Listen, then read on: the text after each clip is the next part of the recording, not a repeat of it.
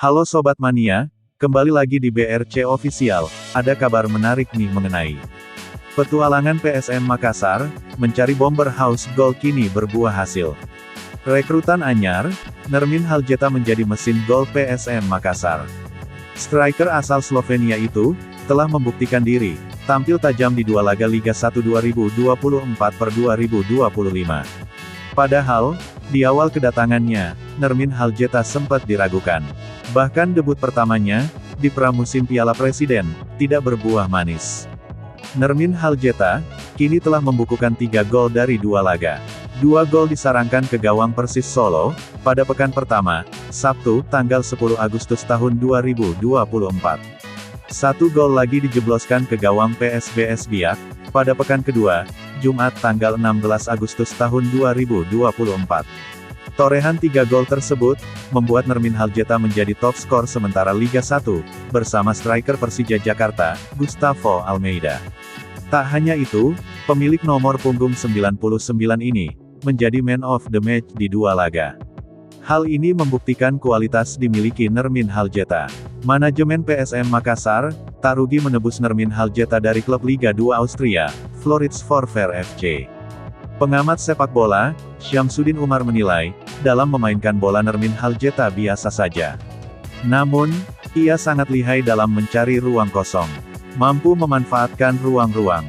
Jadi penempatan posisinya sangat bagus, katanya saat dihubungi melalui telepon, Sabtu, tanggal 17 Agustus tahun 2024. 3 gol dilesakkan bersama PSM Makassar, banyak orang beranggapan bahwa bola yang mendatangi Nermin Haljeta. Hal ini tak lepas dari proses gol diciptakan. Gol pertama lawan Persis Solo, Nermin Haljeta cetak gol, manfaatkan bola sundulan Yuran Fernandes.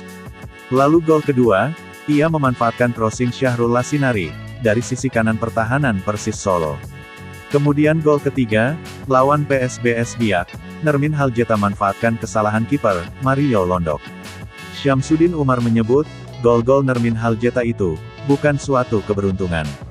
Ia juga membantah anggapan orang banyak, terkait bola yang mendatangi penyerang berusia 27 tahun itu. Justru, kata dia, Nermin Haljeta lah yang tahu kemana arah bola.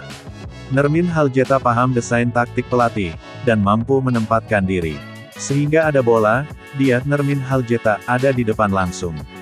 Orang bilang keberuntungan, tapi dia mampu memanfaatkan ruang dengan desain bermain, diterapkan oleh pelatih, ucap Syamsuddin Umar.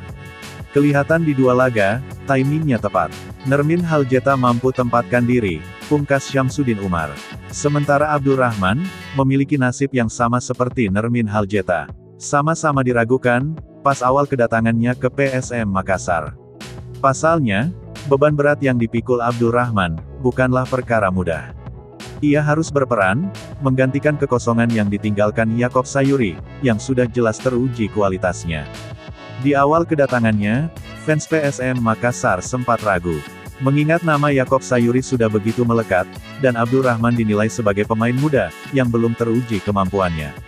Namun, memasuki pekan kedua Liga 1, Abdul Rahman kini menunjukkan, bahwa ia layak menjadi pengganti sepadan Yakob Sayuri. Kemenangan PSM Makassar atas PSBS Biak, di pekan kedua Liga 1 2024/2025, tak terlepas dari sosok Abdul Rahman. Gol telat Abdul Rahman, di tambahan waktu babak kedua, membuat PSM Makassar, pulang dari kandang PSBS Biak dengan 3 poin. Abdul Rahman, sukses membuat gol yang membuyarkan kesempatan PSBS Biak, meraih poin pertamanya di Liga 1 2024/2025. Sundulannya di menit akhir pertandingan, 90+3 bahwa PSM Makassar menang 2-1 dari PSBS Biak. Kemenangan ini, membuat PSM Makassar, mengambil alih puncak klasemen sementara dari Persib Bandung.